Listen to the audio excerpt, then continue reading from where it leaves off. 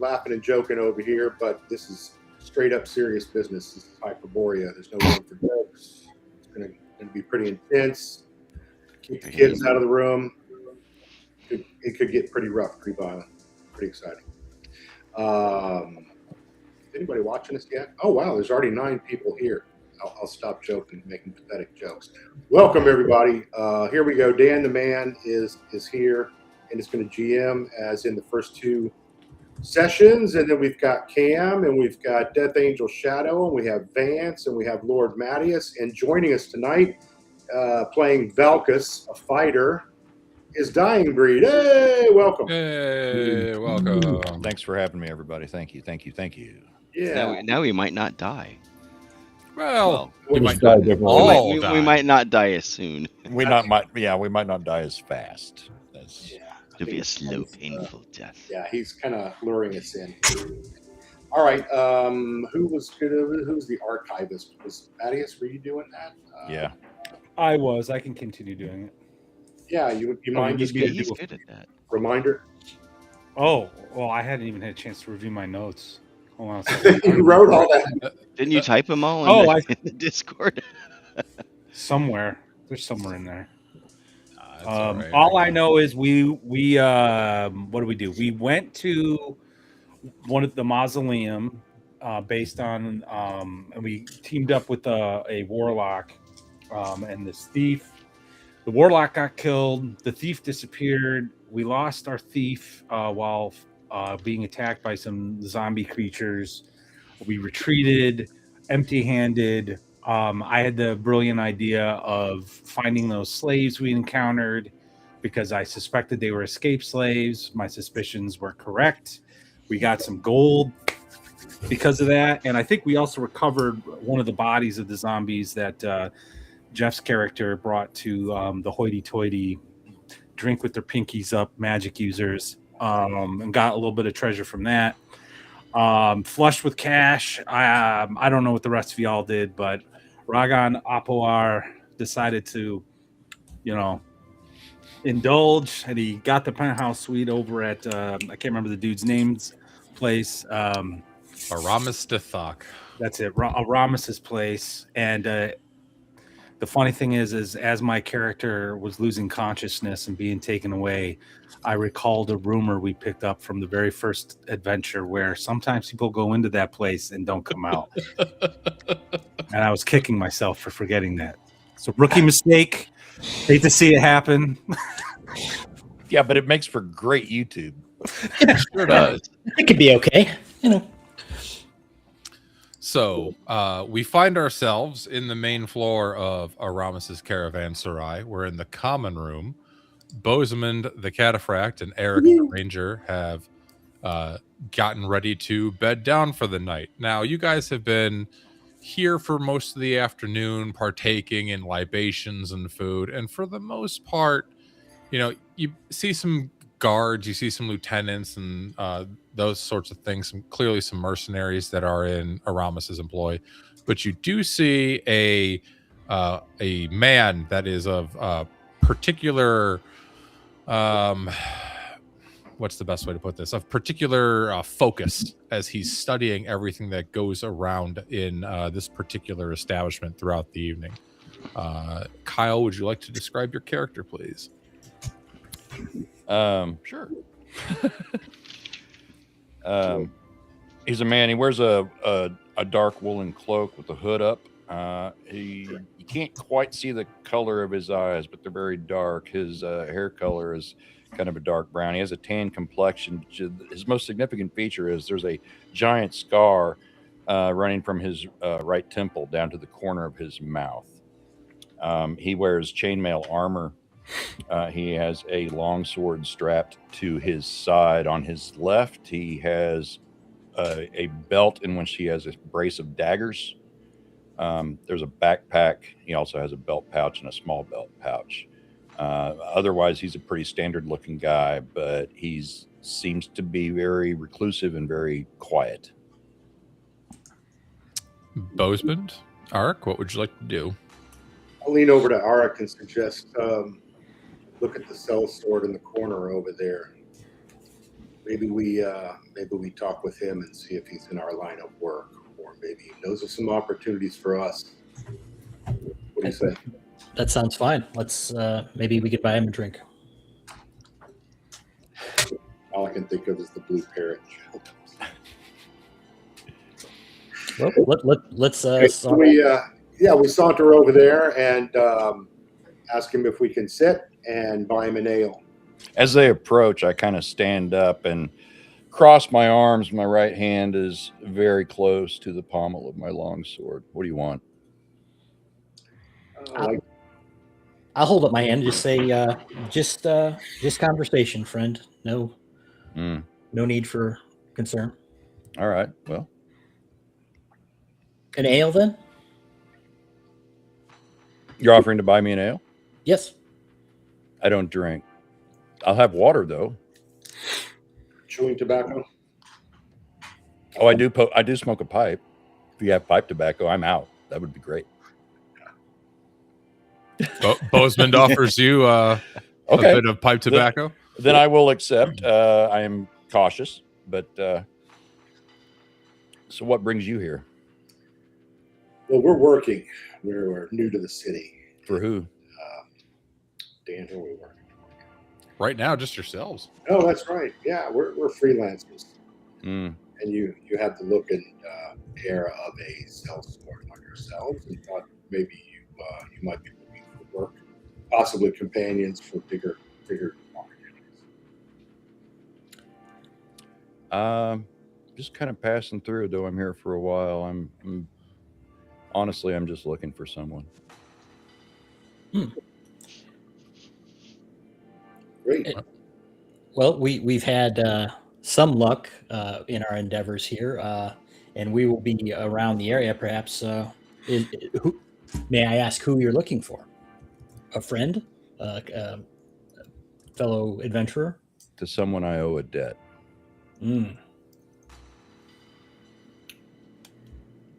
How many of there are you? I see only 2. We have other companions, some other skills and other arts. Besides our own, we're fighters. We're men of swords, bow, and spear.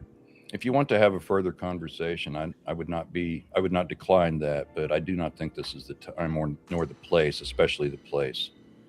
And if you would like to meet somewhere later, then I suggest that we leave separately so as not to draw any conclusions from people who might notice the fact. But I'm willing to do so. Okay. Well, I think we're here for the evening, given the circumstances outside. But perhaps in the morning we could. True. Could meet. Sure. Okay. So we tip our cap politely and step away and sit back at our table where we're running. And with that, we cut to Ragan Apahar, who was being wined and dined in the penthouse suite. Huge tracts of land. By buxom tracts of land. The best night that you have had, at least so far, in many, many, many weeks. Until you were starting to sip too heavily of that wine, and you were starting to drift off to sleep. Right as everything was going dark, you heard one of the courtesans say, "This one over here," and the sound of stone grinding on stone, some sort of hidden door opening them up. Please make me a save versus death, please. Oh no! Oh shoot! Wow, it's death/poison. It's poison. So.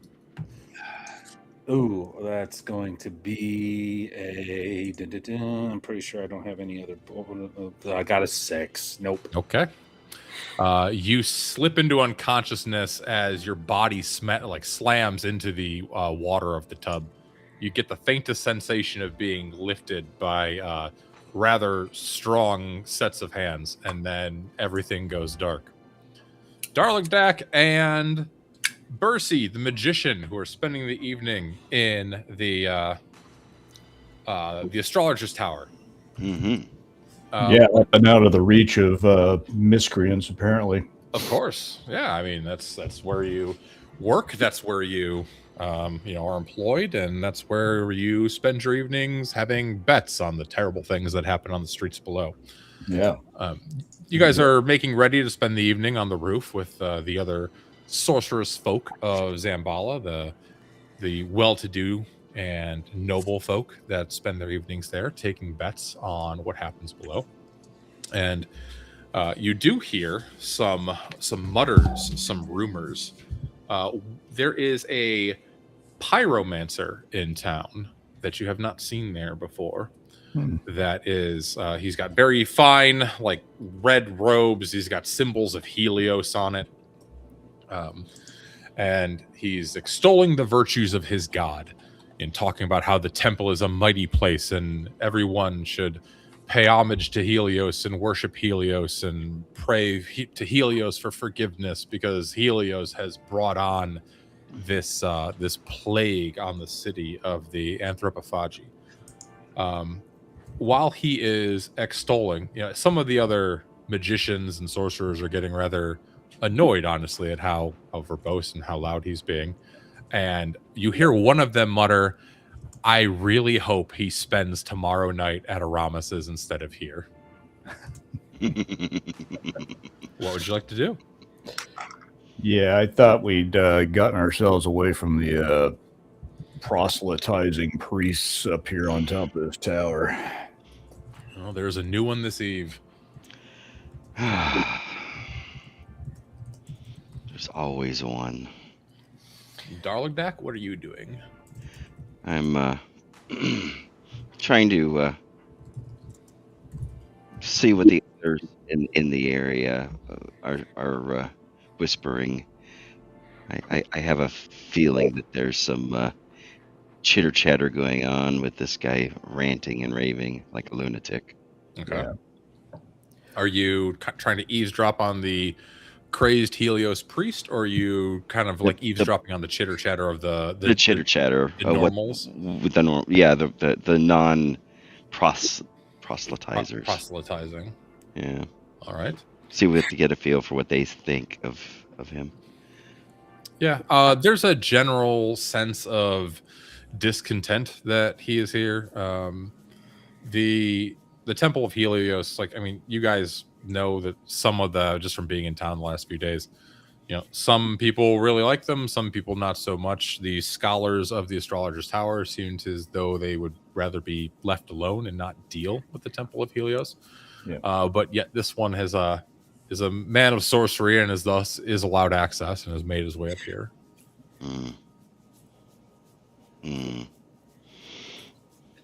Keep my eye on him. Okay. He's continuing to spend the evening proselytizing and just, pretty much denouncing all the other gods of Hyperborea and trying to get everybody to, follow the call of Helios. Let me kill Nightbot. Okay. And Bercy, anything from you?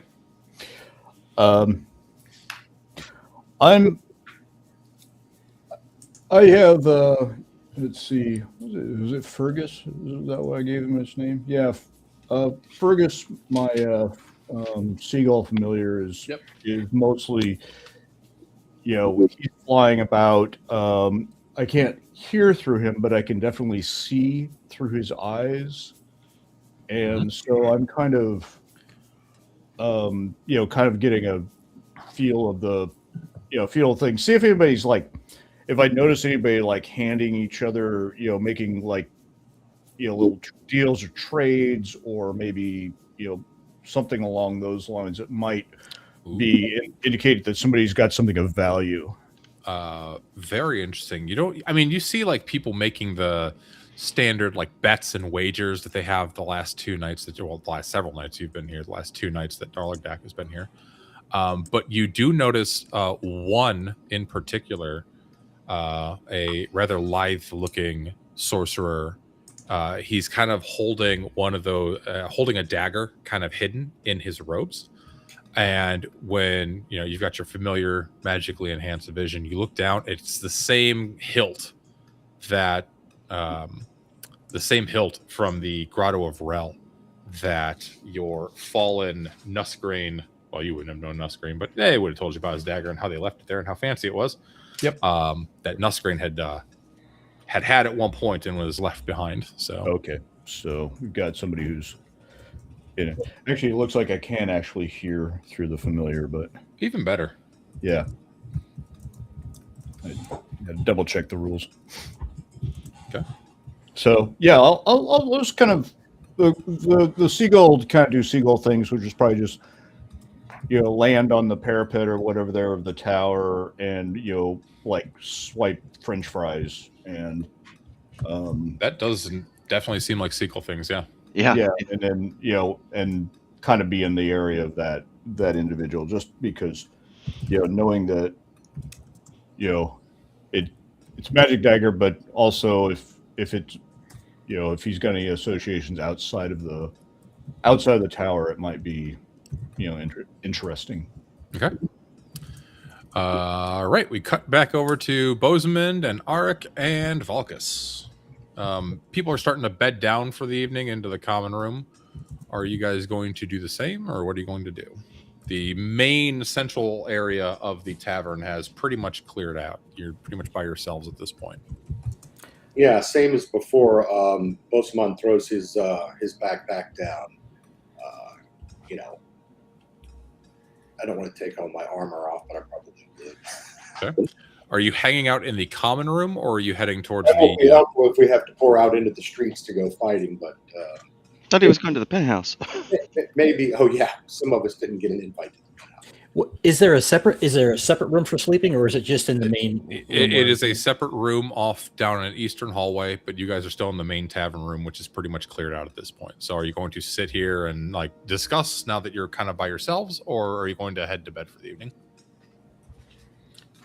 I'm fine with hitting the sack for the evening. Since we're getting up, there's nothing else too much to do here, and I don't think there's too much anyone else to visit with. Did we see Valkus bed down in the main hall? I'll follow their lead. If they're going to bed down, I will as well. Okay. You guys have kind of been straggling, talking a little bit. As you start to turn towards the common room, you hear a strange thunk, thunk, thunk, thunk sound kind of emanating from the wall behind the closed-off kitchen. I'll draw my sword and start to work my way towards that area to investigate. I will follow him. Okay.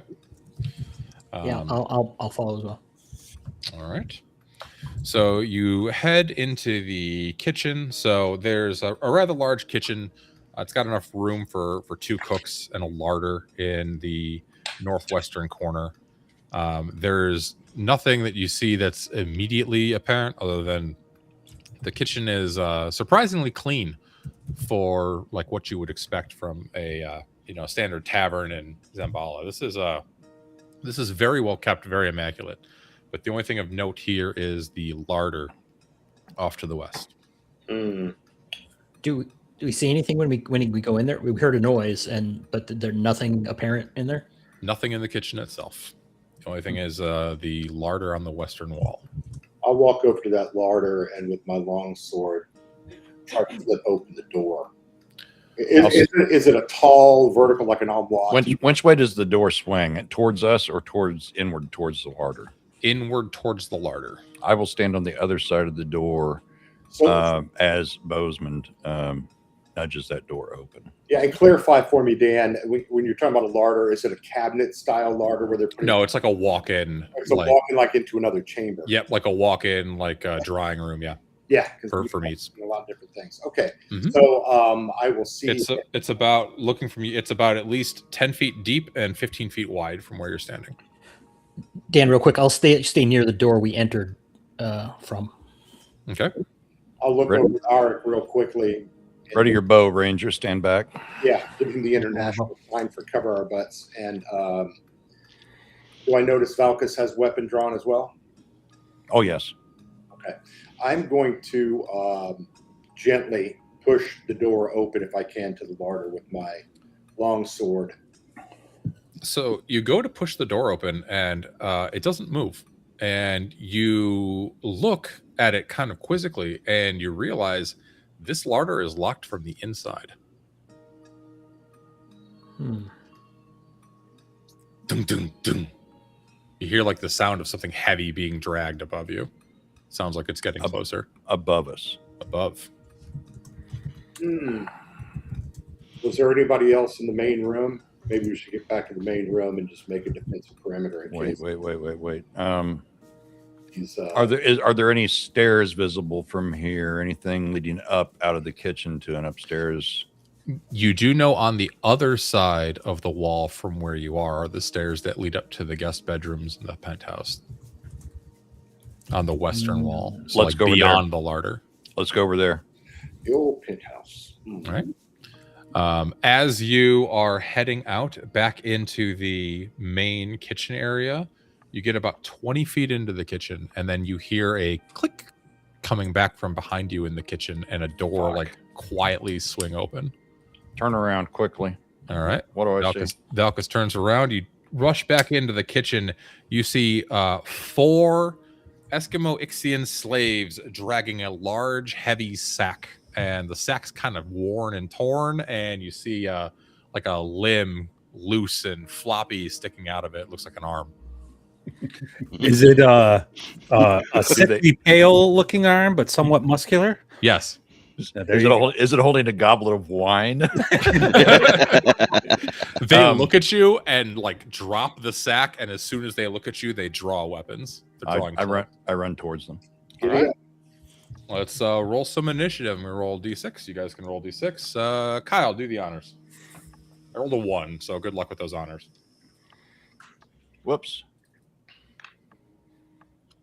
Well, it's a 6. Okay. I didn't mean to roll a 20. Look at that. He's doing your trick there, Dan. You're good. Go ahead and we'll just start with Kyle since you ran in first. What are you going to do? There's 4 of these guys. They have clubs drawn and they have a big heavy sack behind them. 4 of these guys. The one closest to me, I'm going to swing my sword and attempt to eliminate his head from his body. Excellent. Make your attack roll. That's a 2. That's a miss. Let's see here. Yeah, that means I got a total of 4. Definitely That's a a miss. miss. Definitely a miss. Well, I tried. You sure did. You rush forward and bring your sword down and just like cleave into the ground. Bozeman, what do you do? You're not going to believe this, but I rolled a 2 and strength adjustment. Yeah, +1. So whatever. No, not even close. Yeah. Apparently, that kitchen floor is pretty greasy, in spite of the rest of the good He housekeeping. said it was clean. Yeah, it was clean. Maybe it's too clean. Maybe it's Mr. Clean, shiny clean, and they're sliding on it because it's still wet and mopped. And last but not least, Arik, what are you doing? Sorry, Dan, just a clarification. They came into the kitchen like from a different door, like a secret door or something? through the larder that was locked on the inside. Oh, okay. So I was standing by the door between the kitchen and the common room. Am I far enough away to shoot a bow? I mean, is it a large enough room or is it too small? Yeah. No, it's like a 30-foot by 40-foot room. You can totally shoot a bow. Okay, I'm gonna give him a chance. I'm gonna pull the bow back and say, "My friends were toying with you. Drop your weapons." What language do you say that in? Common. Okay. Go ahead and make me a 2d6 reaction roll. We'll see how it goes. 2d6. Okay. Yeah. Oh. 12. That is okay. One of them looks at you and he drops his club. One of them looks at you and says something in very broken common. If they were toying and that's their best, I don't think we have anything to fear about or anything to fear. Can I loose my arrow at him? Absolutely. Okay. Lunk. Let's see. That is a 14 plus. Sorry, that's a 3. You hit AC 3? Yes. Your arrow buries into his chest. Roll your damage. Okay. 5. The arrow strikes true, finds his heart, and as he's laughing at your friends for their mediocrity, he drops dead. The other 2 look at this, drop their clubs, and drop the sack, and they're just standing there and backing away, not knowing what to do. Well done. All right. I'll draw my second arrow for the round and hold it. Okay. At this point, combat's over unless you guys just want to execute them. What do you want to do? Slaves. I'd like to find out what's in the bag. I've got my. I raised my sword up to the neck of the one closest to me. Which one of you speaks common the best? The one furthest back steps forward, kind of cautiously, and says, "Me." The one that you're threatening has no tongue, and then he opens his mouth, and you realize his tongue's been cut out. Saves me the trouble. He grimaces a bit. Bozeman, find out what they're hauling. Yeah. So I go over to the bag, and does it look like a body? Does it look like a corpse? You said there was an arm sticking out. Yeah, there's an arm sticking out. You pull back the large burlap sack, and you find the naked body of your friend and compatriot Ragan snoring softly. There's so many things I want to say, but it's a live stream. Oh my! Who the hell is this guy? One of our companions. Yeah, one of our companions. God, what class are you again? I forgot her A again. warlock. Warlock. Right. I know it's spellcastery. All right, so we've got a problem. It's the middle of the night. We can't go out on the streets. We've got this situation here. We've recovered your friend. We've got 3 of these Eskimos that are under our control. We've got to put a guard on them. We've got to shut them up. We've got to be able to live through the night and make our escape in the morning. How do you want to do this? I'm gonna go check the larder, see where they came from. You check the larder, and you see they had pulled down a hidden trapdoor that led up. And looking up, it looks like it went into like a hidden central area of the staircase above, because it was kind of like a square spiral staircase that continually boxed around itself, and looks like there's a hidden like trap door in the center of the whole thing that leads all the way up. Can we? Okay, I'll say, can you revive him? Can you wake him up? You start slapping him a bit, and he starts to kind of like rub his eyes, and Ragan, you're starting to come to, and everything went black. You were surrounded by voluptuous, gorgeous women, and then as you start to come out of it, you see Bozeman right here. Bozeman picks up if he can find a bucket of floor water after they cleaned up this meticulous kitchen with something like that. I can throw on him and wake him up. You fell asleep in heaven and you woke up in hell as dirty mop water gets thrown on you. I'll sputter and get up, not really concerned about my nakedness, and just look at the dead slave on the floor. I'm assuming the other ones are still cowering. Is that correct? 2 of them are cowering. The one that was speaking is standing fairly resolute. And then he looks at you, and you realize it's the one you sold earlier today. Oh, I'm like, where's my axe?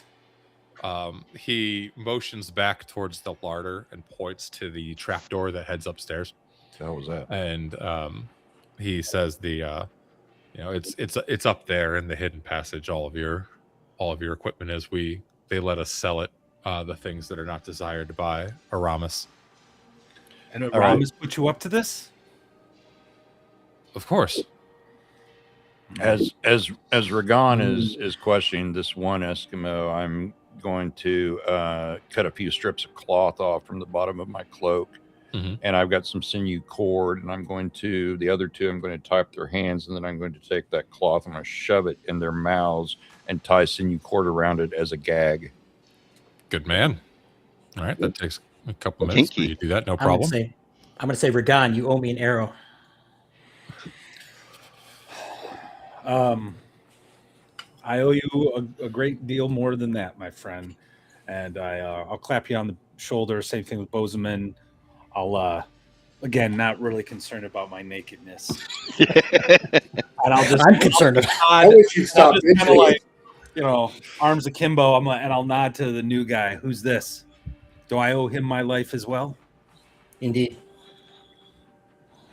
Well I'll met, get my Steve's friend. name. You don't know me a damned thing, but keep this guy talking so I can tie his fucking hands up. So the last of the Eskimos does get his hands tied up, but before you gag him, he says, "You realize if we don't report back, you're all dead, right?" Yes, that's what I was saying a minute ago. Don't you have fucking ears? I do. Do you have fucking ears? I'm Would gonna. you like to I don't have perhaps- fucking ears, but I've got a fucking sword. You do, but I've got nothing left to live for. However, Yeah, neither do I. oh, that escalated quickly. I can offer you safe passage out of here if you're so inclined. The desert is terrifying at night, but it's better than being cut down by Aramis's many guards. Why should we trust you? Because I'll be put to the sword for failing. Oh, we can just I throw could- you down the streets and you can face the troops. I could hasten that quite easily. You could. And try I'm your wa- luck against the guards. I'm watching the door. Ranger, what do you think? Right now, I think we have to retrieve Ragan's belongings. I think he might be telling the truth if he doesn't report back, so we might need to send that message ourselves. All right, Eskimo. And remember, he's tied up, right? His hands are tied. He's not gagged yet. Yep. You lead the way. Show us where Ragon's stuff is. He walks back into the larder and he it's right at the top of the trap door. There's a little alcove up there. It's just all in another sack. I'll You go. I'll get it. Okay. You I'll climb swing up my about bow and you pull out climb my about, dagger. yeah, you climb up about 6 feet. He wasn't lying. It's right there. Okay, I'll grab it. I'll get my stuff on, and I'll give the slave that I had sold earlier. I'll be staring at him the entire time as I'm like gearing up. He stares back, just very, very emotionless, very cold. All right. Now, when we are in Aramis's place here, Yep, you're in the kitchen. And all right, why don't we take this guy's offer to see if we can get ourselves out of here? We have to I sigh deeply and say we have to link up with the mage, but and probably best if we get out of here. However, I'm not happy that my hard-earned coin was taken, and I was almost taken. I'm inclined to set the place on fire. I'm gonna lean over and say, how are we to survive on the street? Who are you asking that to? Well, The Eskimo? my friends here. This man said the slave said he knows a way out of here. Let's hear it then. And obviously they were taking me somewhere. There's got to be some hidden. Maybe there's tunnels beneath the city. He hears you guys discussing. He walks into the kitchen and motions towards a pantry on the very northwest corner of the kitchen. He says, "False wall behind there leads to a trapdoor that leads out into the old city." I'll go over and see if I can find it. Yeah, I mean, you poke around for a few minutes. You find a false back to the pantry. It slides inward, and it's definitely dark beyond. There's no lights or anything, no windows to filter any of the moonlight, but you can kind of see the glimpse of like a trapdoor in there. I asked him how he planned to avoid the brutes in the streets of the old city as he gets out. Oh, well, the brutes, they don't eat the chosen of Cthulhu. Knew it. In fact, they are the best of us. And he gets this like wicked grin. And when he grins, you see his teeth have been filed into very pointy bits. So while you guys think about that, Darlick and Bercy, the evening is continuing on the roof of the Astrologer's Tower. You guys are, kind of making light with some of the other folk, intermingling. And Bercy, as your seagull is just kind of still observing. You notice that the man you saw with the dagger, Right. a Cimmerian, has started inching his way towards the pyromancer, who is still proselytizing, by the way. It's been about an hour at this point. Everybody's just kind of ignored him, turned towards different corners of the astrologer's tower to look down at the streets below. Eventide Bell has long since told people are getting mauled, maimed, eaten below. People are taking bets. As you do. Huzzah! Run! No, damn it! Darlagdak just lost 3 gold on a bet on the one he thought would escape, didn't.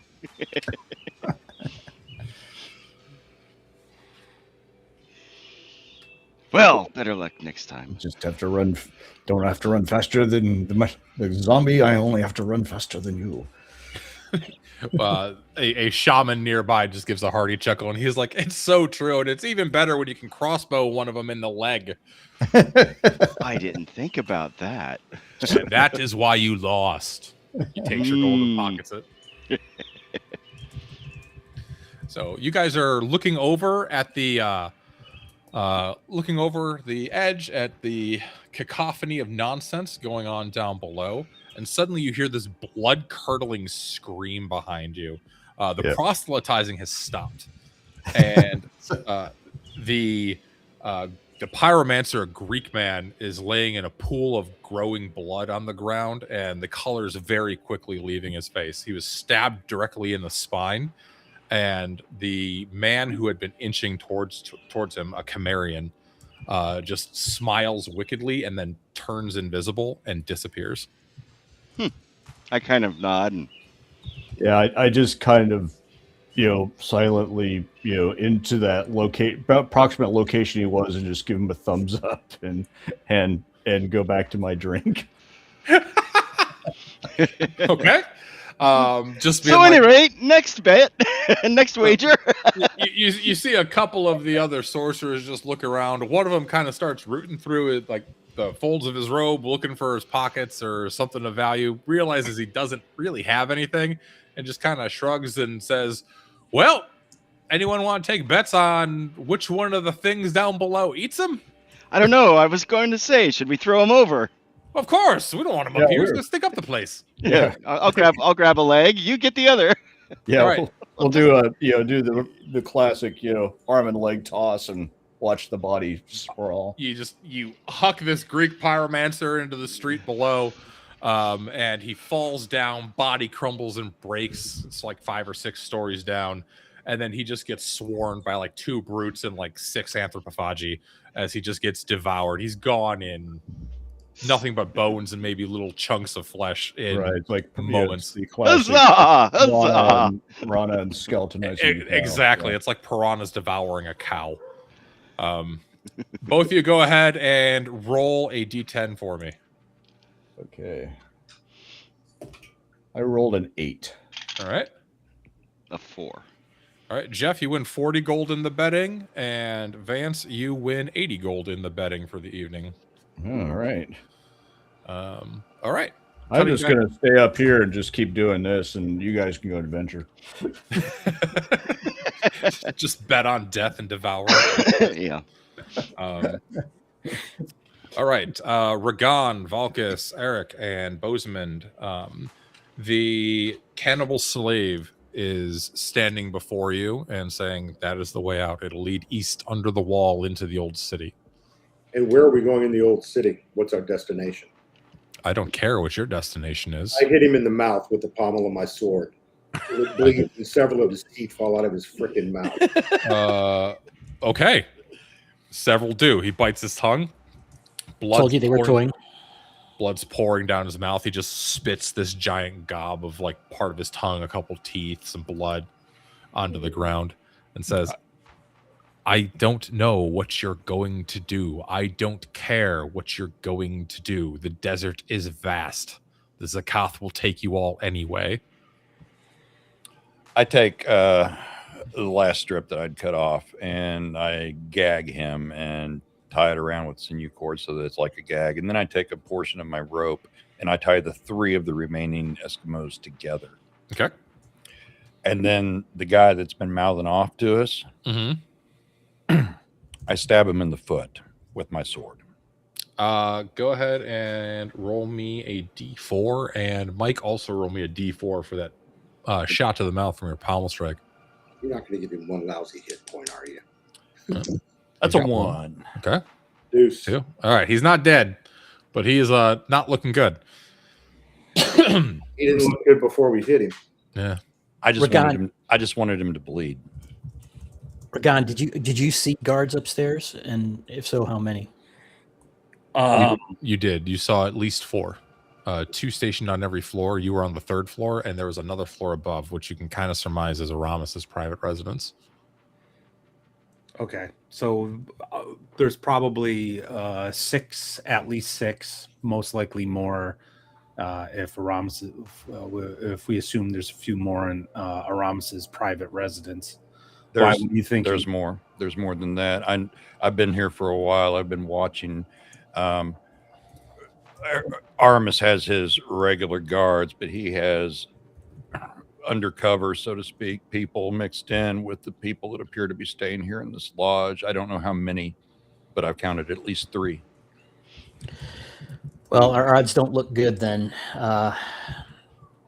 Should we believe the slave and try to escape? I think that's our only option, actually. We got to take them with us, and then we can ditch them if we need to. They're bleeding. It's like sharks to blood. Sorry, Kyle. We could also kill the slave and go upstairs and try to capture Aramis. He sounds like he's higher up in the organization.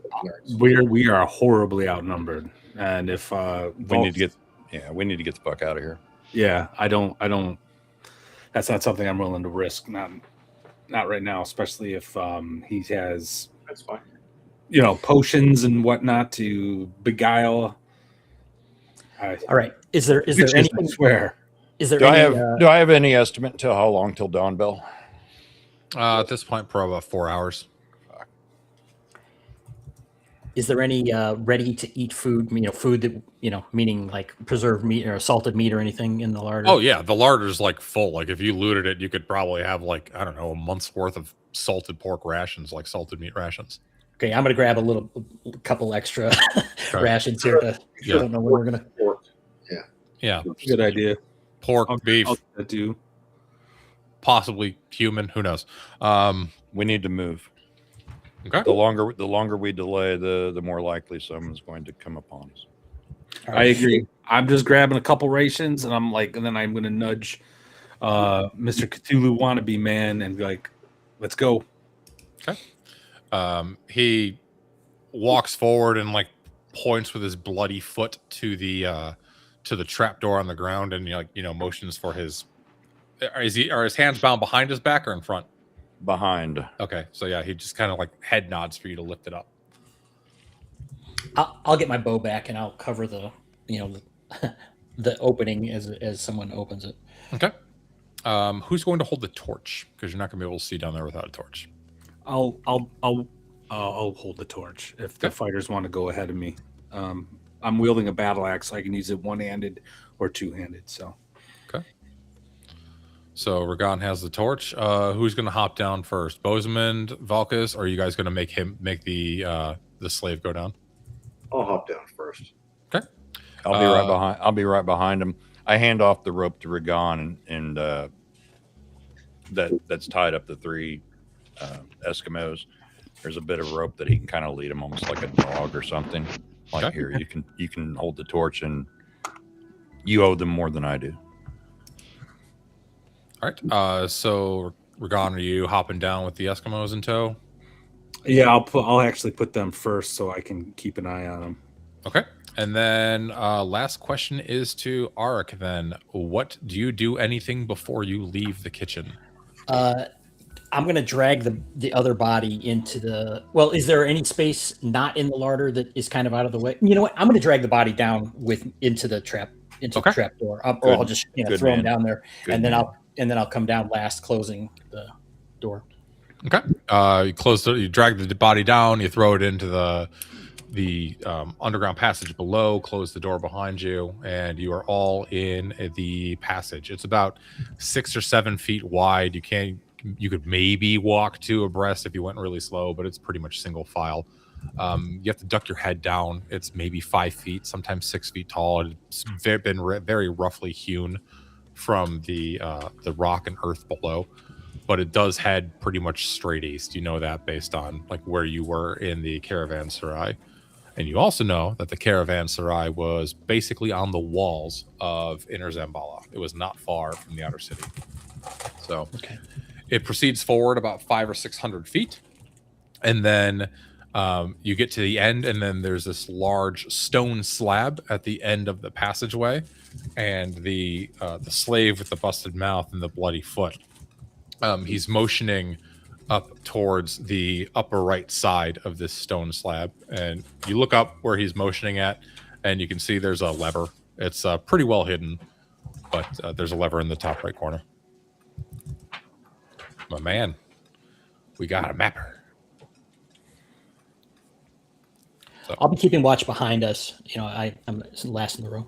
Okay. While we're going down, because you said it's about 500, 600 feet, so that's going to take us a little while to go. And the slaves are ahead of me, and I got the torch, right? I'm holding it kind of. I want to examine these guys. Do they have any odd markings, like tattoos or anything? Because I'm a little concerned about this whole "they represent the best of us" business that the guy said. Yeah, so there's nothing visible on them, like no tattoos, no markings, other than like, the markings of whatever house had them as slaves. 2 of them have Aramis on them. The one that Bozeman busted the mouth on, he's got one that's been basically like scratched out with a dagger. It's still pretty fresh since it happened earlier today, and he's got a fresh like burn mark, a brand of Aramis on there. But beyond that, nothing that noticeable. The one thing that was of note was the one had filed teeth. Okay. All right. Sounds good. All right. So make your way through the passage. Like I said, it's about 500 feet long. And the Anthropophagi is motioning towards a lever on the top right corner of the stone slab in front of you. Well, whoever's in the lead. It's Bozeman and Valkus up front. All right. Bozeman, what do you do? So we're out front, and we come across you said the Anthropophagi is the Anthropophagi. The cannibal slave is motioning toward. There's a giant stone slab in front of you at the end of the walkway. Okay. So it had been carved out of earth and like dirt and stone, but this is like a worked stone slab. It's completely blocking the hallway, and he's motioning towards a lever on the top right. Okay, so I turn back to the one with the busted mouth and say, "What is this?" He's got a gag in him. Says, I can cut the gag off, but I might cut something else too by mistake. All right, he's got 3 hit points left, so be careful. All right, so I motion. I'll go up and pull it. Okay. You go up and pull it. You hear a soft click, and then this heavy stone slab. You notice it becomes a bit ajar. You see some light filtering in from the outside. Light.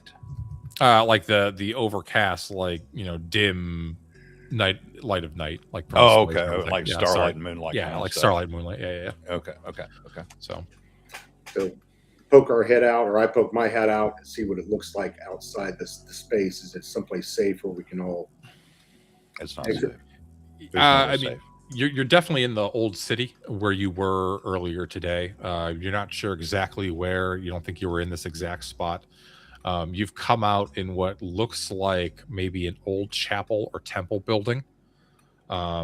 Nothing that you can really see, nothing that you can really make out in terms of like religious symbols, but you can just tell from like the rows of like pews and communal seating, and there's maybe like an altar at the other end of the building.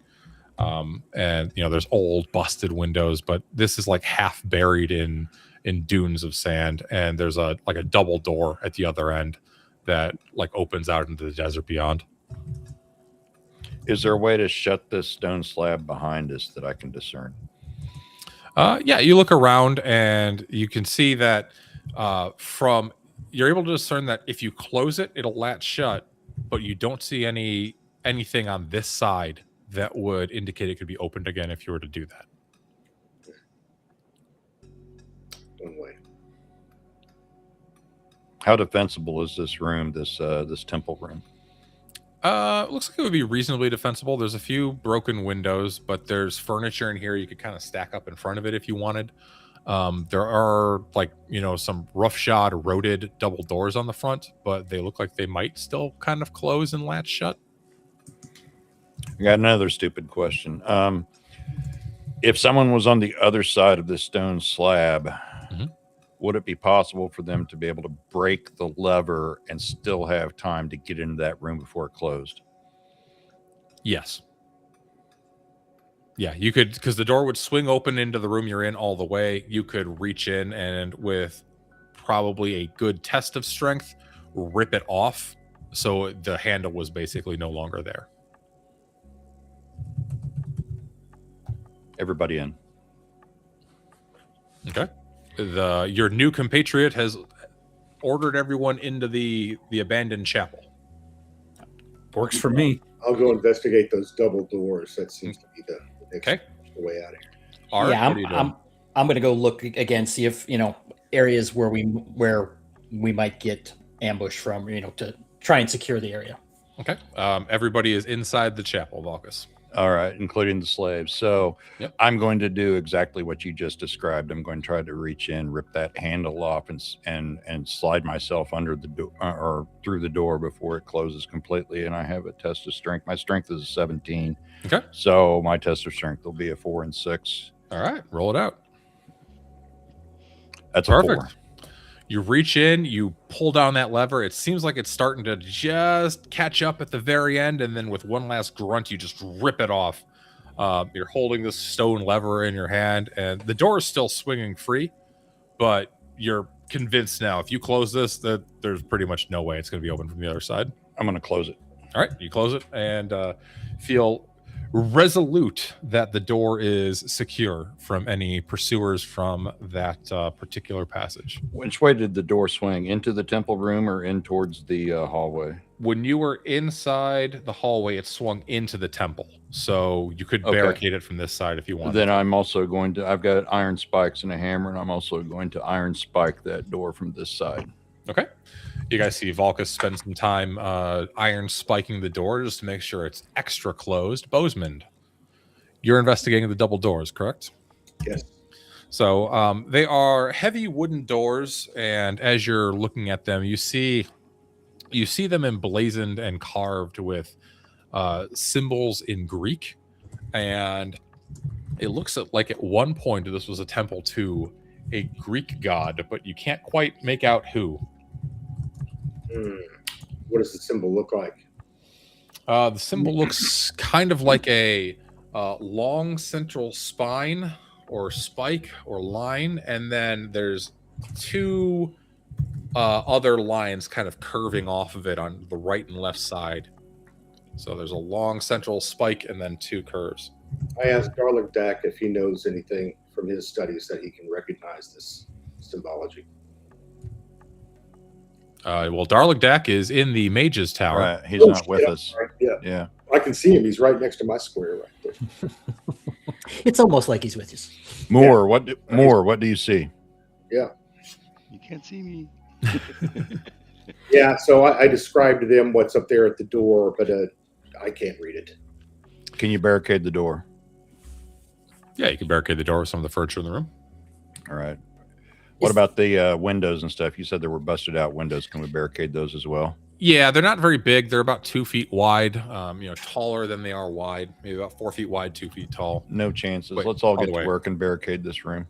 Yeah, 4 So feet our tall. plan is to stay inside the chapel then for the rest of the evening while the bugaboos are outside in the street. That's what I'm thinking. What were the dimensions of the chamber again, Dan? This chamber is about 40 feet wide and about 70 feet long from, you guys came on the western side of it. So about 35 feet to your left is the altar, and about another 35 feet to the right is the double doors that lead outside on the southern side of the wall of the building. Dan, you had said that it was like moonlight or whatever, Yeah, there's like some stars, starlight, and some, light from Okay. the moons. Is it enough that we could put the torch out?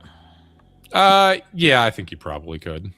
Once you barricade everything up, it'll be pretty dark, but like there'd still be, the roof's not 100%, so you can still see some of the, the stars in the sky above. Okay, I just don't want the torch to give us away or to attract attention to the place. That's fair, but yeah, you can use it while you're barricading and then put it out. You think they'll be all right?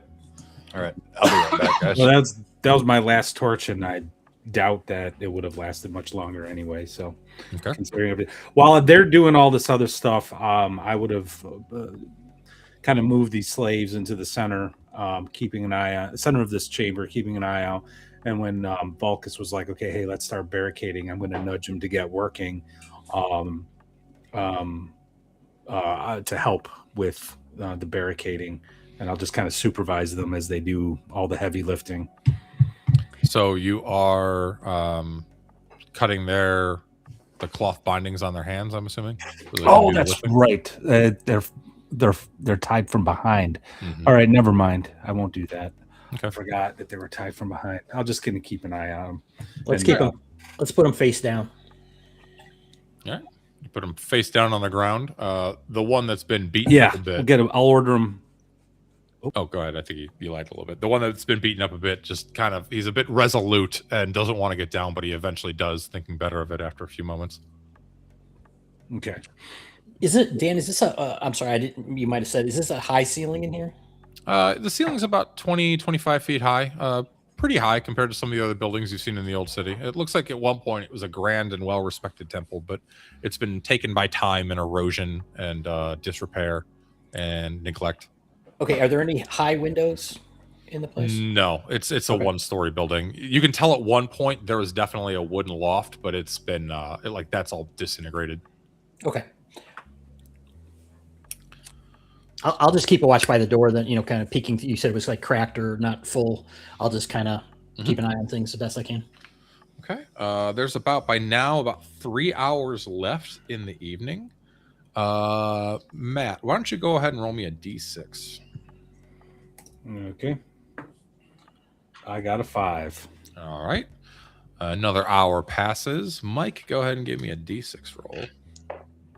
A 1. A 1. All right, give me a d12. Uh-oh.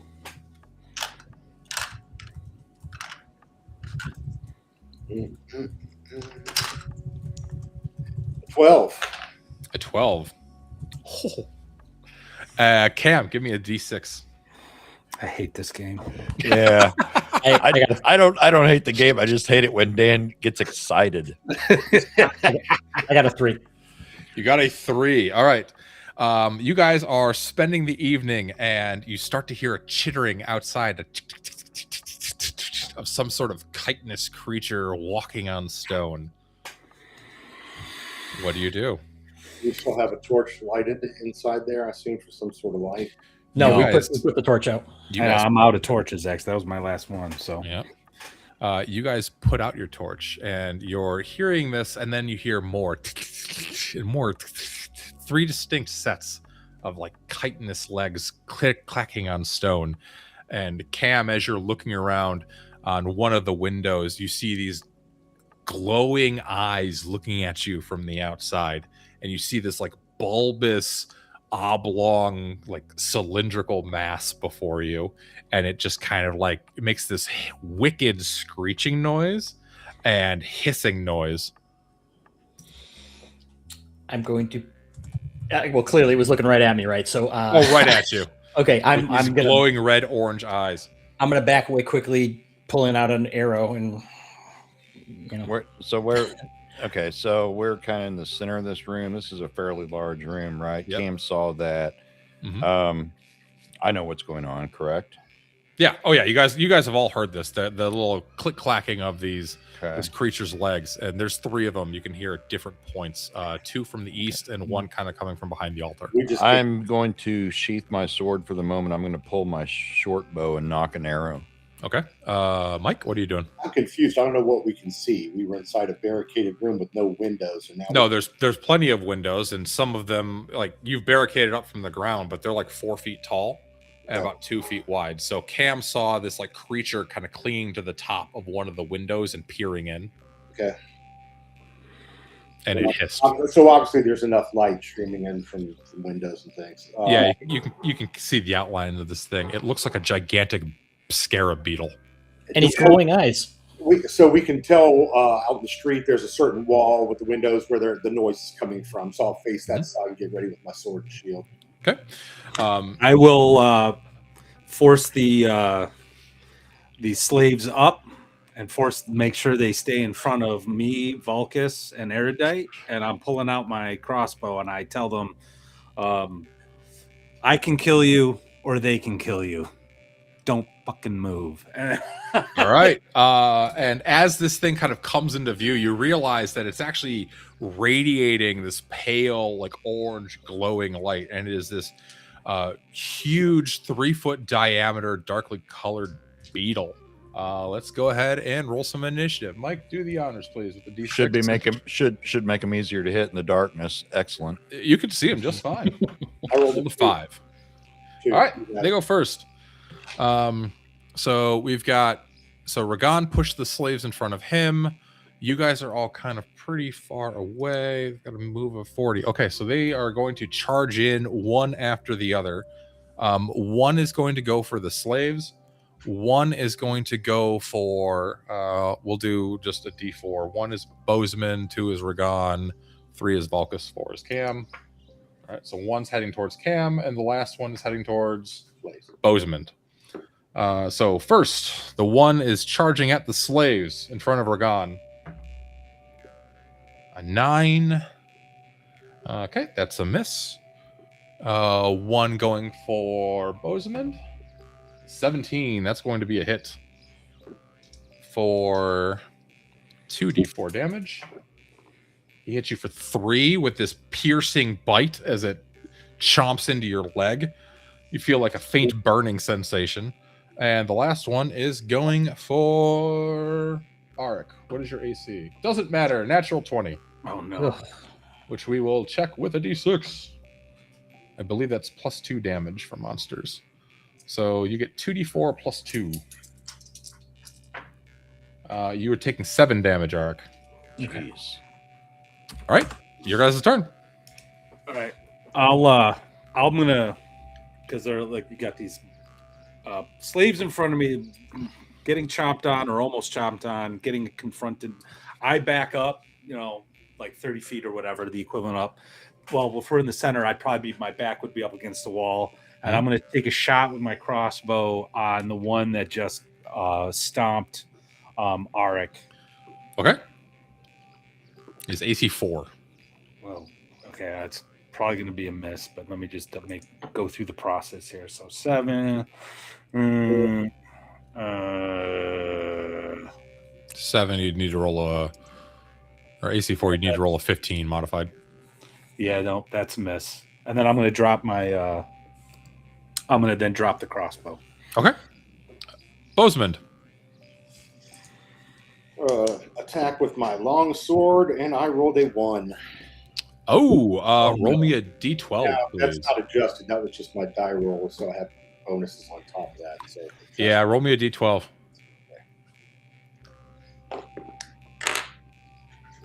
That's a 3.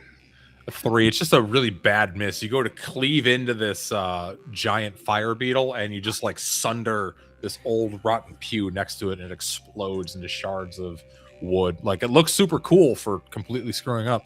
Arik, what are you doing? Okay, so he's right on top of me, right? Right on top of you. Okay. In this game, is there a move or withdrawal? Yeah, you can make like a fighting withdrawal and move half of your movement away. Okay. In the advanced option, it said that a trained bowman can move half and shoot. Could I do that, or is he going to get a whack at me? Nope. You can make your movement back and shoot, but you only get 1 shot, not 2. Okay, got it. All right, I will do so, moving back whatever distance I can, and take a shot. Okay, so it'd be half your movement, which is either probably 15 or 20. I got a 17. I'm sorry, natural 7. So a 19, which is a 0 AC. Okay, yep, that hits. Okay. Go ahead and roll your damage. 5. 5 damage. All right. You slay the one that bit you. Ooh, nice. The arrow embeds into its glowing eye, and then it just falls over limp and dead. All right, next round. Volkus, go ahead and roll some d6. 5.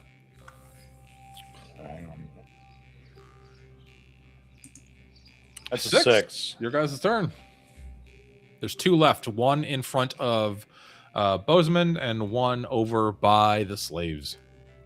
Hell with the slaves. I'm going to try to save Bozeman, who's been my friend. And I was going to do Cam, so you saw me aiming towards him at first. And then when I saw he slayed his enemy real quick, I shifted over to Bozeman, and I'm going to shoot at the one on him. Okay. So I'm going to roll a d20 here. That's it's a 6. That is going to miss. Yeah. Ragan, what about you? I'm going to cast Shocking Grasp. Okay. And with one hand, and then I'm pulling out my axe with the other hand. I love it.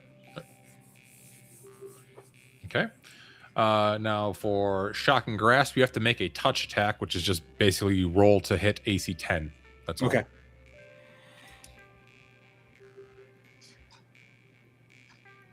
Do I Yeah, just roll a d20. All you gotta do is hit AC 10. So for you, I thought I had to cast it first, and then next round I can still do this. Yeah, you're casting. Yeah, you're casting Shocking Grasp and touching him. Oh, I thought it was cast, and then next round I, can then start doing that stuff. Okay. Yeah. No. Cool. Duration's instantaneous, so just. All right, then that's what I'll do. I'll help Bozeman screw the slaves. Okay. Would you rephrase that, please? I think he meant what he said. I think there was supposed to be a comma in there. Yeah. All right. So we don't have time for that right now. We're fighting this thing. Roll make a d20 roll. So it's d20 plus your. I got an 11. That hits. That's a hit. Good. You just got to hit AC 10 with touch attacks. So it is 1d8 plus 1 damage for you. For 8. Okay, you like full blown like grab this thing right above its nose. Yes, exactly. And its head just bursts, and the orange glow like is brilliant, and like it was about 10 feet before, but as it explodes, it like fills the whole room with this orange glowing light, and you're just covered in like viscera and goo from this disgusting creature. So who hasn't gone yet this round? I haven't gone yet. Bozeman. 11. That is going to. What's your fighting ability? 1. 1. Yeah, you would need a 14 to hit. So that is a miss. And our last but not least, Arik, you can fire twice this round. Okay, I will. I'm sorry. So there's just the one left now, right? Just one left, right in front of the slaves. Okay, go right here. That is a 15. That hits AC 4. That hits. Roll your damage. Okay. 3. Okay. Make your second attack. Okay. That's gonna be a miss. Okay. It is still alive, but it is going to go for the closest target in front of it, which is the slave. Whoops. That's a miss. Actually, I should have a roll morale. It's good. So yeah, it tries to bite the slave. It fails. Next round. So who hasn't rolled for initiative yet? I haven't. Yeah, Ragan hasn't. Go ahead, Ragan. Oh, I rolled a 1. I rolled a 6. Thanks, Ragan. Hey, that's what the slaves are for. That's why I did. You know what? It's right in front of an easy-looking target. But your DM can't seem to roll above a 7, so it's your guys' turn. I'm not even going to make you roll it out. You guys are going to completely eviscerate this thing. It's got 1 health left. I'm not sure why I keep dropping. Sorry, guys. It's just Restream being Restream. Yeah. So, with that, you do have 2 of these things here that are not exploded by electricity. Our warlock would know that the glands above their eyes could be extracted carefully, and they will glow for 1d6 days. Ooh. So, this is fantastic because I'm out of torches. I'm going to take one, not the wounded slave, but I'm going to free one of them and tell them, do I actually have a dagger? I don't think I have a knife or anything like that. Well, you have a fighter with a brace of daggers with you. May I borrow one of those? Volkus. No, but what do you want to do? I want to remove the glands. They'll give us light for several days. Can I do that, Dan, or does he need to? Oh no, you can do that with just him kind of showing you where to cut. That'd be fine. All right, I'll do it. All right. Yeah. So you guys do that. You have 2 that will glow for 1d6 days. One of them will glow for 3, and the second one will glow for 1. But you've basically got 3 days of unlimited torchlight. So, with that, the night begins to kind of give way to dawn. After a few hours, you hear the dawn bell toll, and we're going to cut over to Vance and Jeff, who are at the Astrologer's Tower. So you guys have spent the night carousing and betting. And Bercy, you in the morning, your seagull notices a great commotion going on at the caravanserai, and word soon begins to spread throughout the city. Maybe there was a few magical sendings involved by those in the tower, but there's some sort of great cacophony of trouble going on at Aramis's place, and Aramis is missing, is the word that's spreading through the streets. Oh. I'm sure our companions have something to do with it. So we'll just, kind of do the, cover your side of your face, hoping that no one notices you. All right. Well, about you, Darlingback, you hear the talk amongst the erudite folk of the Astrologer's Tower that there's a commotion and ruckus afoot in Aramis's. Rumors of dead bodies and Aramis himself being missing. Can you describe the ruckus, sir? Yeah. Interesting. Shit, I'm not there. What the hell? Yeah. Perhaps we should make our way to find our compatriots. Yeah, let's kind of meander in that direction and see if they make an appearance. I wonder if they've caused some troubles. Hopefully. Your friends having trouble. I can't imagine why, I know that they're all just starting trouble. Unique and wild. Yeah. All right, so we gather our belongings up and we say our goodbyes to our fellow. Collect our bets and make our way. Okay. Shall see you again soon. You say your goodbyes to your fellow sorceress folk in the tower for the evening. They go back to drinking wine, eating cheese, and taking bets for how many will die this evening. Mm-hmm. And you get to Aramis's caravanserai. There are a number of the satrap's guards, personal guard, in fact, all over the grounds.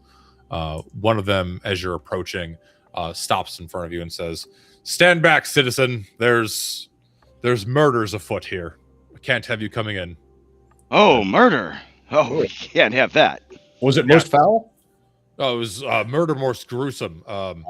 All of the slaves, the concubine girls, all of them in the dead of night had their throats slit. Aramis is missing. His personal guard is gone. Oh my dear. There's a few of the folk that were here for the evening. They mentioned they saw a group of 4 just wicked looking mercenaries that were dragging some slaves with them off into the night. Heroes.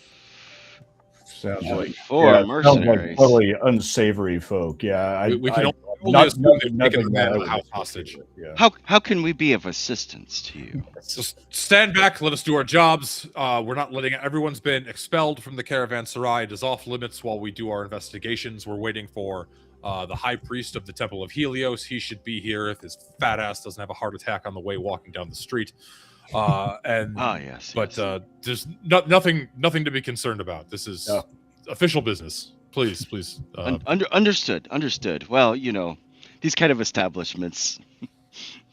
I particularly liked it here. It's very unfortunate that all of the concubines have gone. There was an Atlantean girl that I particularly favored. Well, it's particularly bad when riffraff like that invades. Yeah, it's awful. You obviously being sorceress members of the Astrologer's Tower, you know what the good folk of Xambaala do, which is not this. Indeed. Very well. Well, and Toodaloo. good luck on your search for the wretched souls that committed these atrocities. Yeah. Before you go, and he gives you, he's got a sack of like parchments. He hands you one. The diners that caught wind of these folk in the evening, they made some basic descriptions of them, and you see a really bad drawing of Ragan. It looks terrible. There's another one that kind of looks like Bozeman. You know, he's got his like kind of like Moorish complexion. He's got the same helmet that Bozeman wears, but they got his beard all wrong. There's a guy that you definitely don't recognize, and they got a very, very good rendition. Yes, they got a very good rendition of Arik the Ranger. It's like I hope that's not AI art that you're using. Ragan? Yeah. They have a very detailed portrait of Ragan. not of Ragan, of Arik. Oh, okay. How'd I get lucky? I rolled a d4. May I keep this? I would love to. We will yes, hunt them. you What's the obviously- reward for them? Oh, Yeah. the reward for their turn-in? Yes. 2,500 gold coins. And if they lead us to the location of Aramis, it'll be another 10,000 on top of that. 12,005. Do you hear that? Yeah, Ragan's like, I turn all of it. I'm just gonna say, I hate the game, not the player. You know what I mean? Yeah, we could do a lot of wagering with that, couldn't we? Oh yeah, I'm sure we could get a few. Oh, you would definitely be wagering something, Jeff. So what would you two like to do? So do we see any? Obviously, what time of day is it now? It's right after the dawn bell rang, so it's like 8:30, 9 a.m. It's very early. Do we notice any tracks? Because we've traveled with 3 of them previously. So do we notice anything that looks, any telltale signs that looks like we might recognize? Nothing that you can see on the grounds. I mean, there's like blowing sand all over Xambaala. There's sandstorms that happen all the time. But there's, you can kind of look in, especially with the seagull as he's circling above, and get a good look. Like there's bodies dragged out into the courtyard. Number of slaves, courtesans, serving wenches. They've all been murdered. Every single one of them has had their throats slit. But you're not seeing anything that like resembles there's no guards. There's no like lieutenants or anyone in any significant armor. It's basically all, for lack of a better term, the help. Yeah, and the fact that they've got all their throats slit, it's not like they fought. They didn't look like they defended themselves, so they didn't fight. Not at all. They didn't die No fighting. defensive wounds, huh? Not at all. Man, 12,500. Yeah. Yeah. But yeah, I mean, can I deduce whether or not I believe that our compatriots were directly responsible for all these deaths? I mean, you've seen them fight. None of them fight like this, right? It's true. Scoundrels. If they fight well at all. Yeah, I can't see them. It's no way it was us. I think our friends may have been framed. Perhaps. Well, they're going to be on the Maybe lookout reward, for and then them. we can see if we could break them out before they get their heads chopped off. Where would I go if I was Ragan? You're as you're sitting there pondering, you feel a little tug on your back pant leg. Look over, you see 2 kids, 2 familiar looking children. Hey, where's our daily allowance? Your daily allowance giver isn't here right now, so Where'd he go? I don't know. Care to help us find them? You guys know? Sound like there's a. I pull out a gold for each of them. Care to help us? Their eyes get pretty big. Darrell in particular is like, I can have my services purchased, of course, as you know, but I've learned a lot since the last time I was in your friend's employ, so the rate is doubled. Good kid. He's learning a lot. So Well, that would be 1 gold then each? I might be young, but I'm pretty sure I can do math better than you. That would be 3 gold each. All right. Well, maybe he's not. Tell you that- what, how about 2? Well, unfortunately, you didn't fall for my ruse. I know that 2 is in fact double of 1. I will accept it. All right, 2 gold each. naughty little bastards. So I give them each 1 gold and say, and the other one when we find our friends. I make sure I flat tire one of them when we're walking down the street. So Larry and Darrell are looking at you. So where did your friends stay? Over here. Oh, I pull out the wanted poster, and does it have the amount of the reward on it or no? yeah, Never. absolutely does. Can I cover that part up? Yeah, you can cover it with your thumb. And I show the.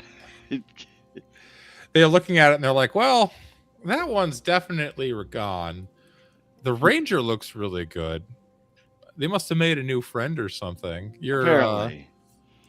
Your Moorish friend, they got his The beard is wrong. I know. The beard's wrong. He's definitely not tall enough. I could have drawn better than this. But, Yeah. Anyway, where do you think they went? Did they stay here last night? I believe they did. Did you guys tell them that was a dumb idea? I believe I did. Yeah. Oh. But you know Ragan, right? He likes to stay in Indulge? lap of luxury. Yeah, that's how Aramis gets his victims. Yeah. Any idea where they take the victims? Oh, yeah, out into the desert to slaughter. Ah. Yeah. Lead You the didn't know way. that? Lead the way, young lads. Oh, fine. All right. Well, it's just right in through the old city. It'll be there out in no time at all. What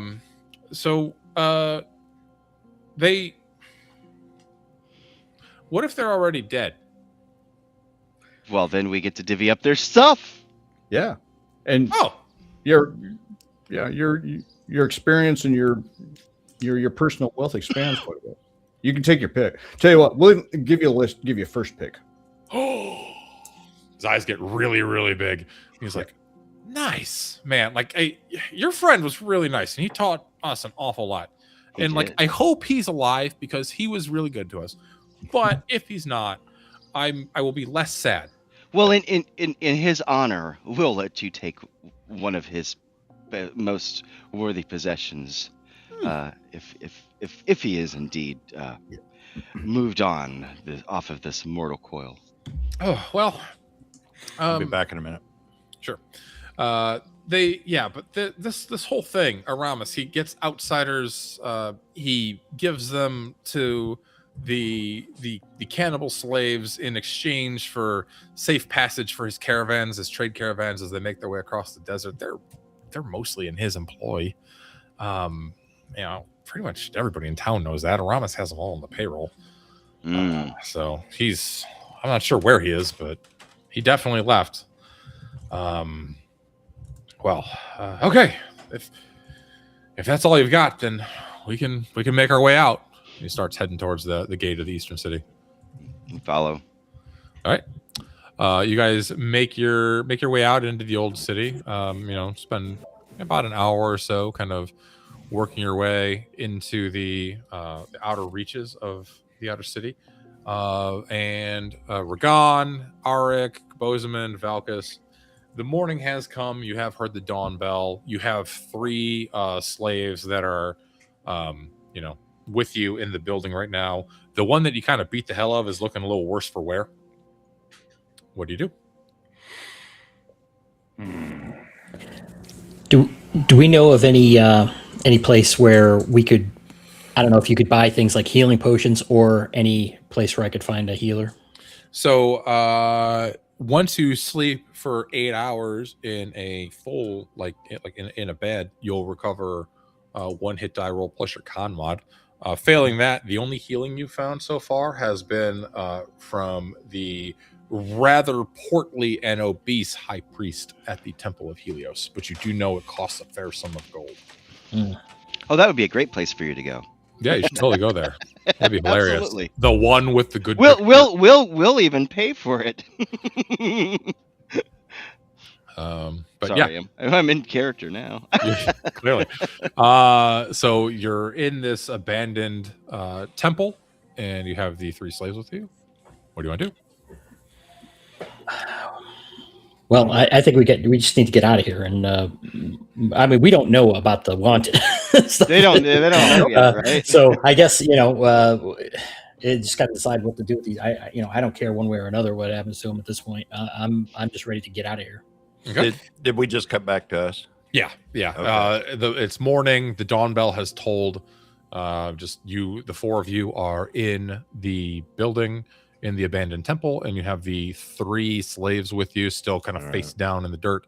The one that you beat the hell out of is looking a little worse for wear. Yeah, I don't give a shit. Do we risk heading back to town, or do you think we're known? Hard to say. If Aramis is politically powerful, he's one of the more wealthier individuals in the town. So whether we're known or not, he's going to be looking for us, I suspect. But they can't. Okay, yeah. Arik is severely injured, so we need to do something. Well, I'll go over to Arik, and has he bandaged himself? Because I've got bandages. I'll help him. Yeah, I mean, by now you guys would have bandaged him. Okay, all right. I make sure everybody's bandaged who got injured, including Bozeman, and help them out if they need some of my assistance. I don't have any healing ability, but I do have bandages with me. Okay. Is there another place in town where we might find a better place to hole up for a little while? Out in this area, I mean.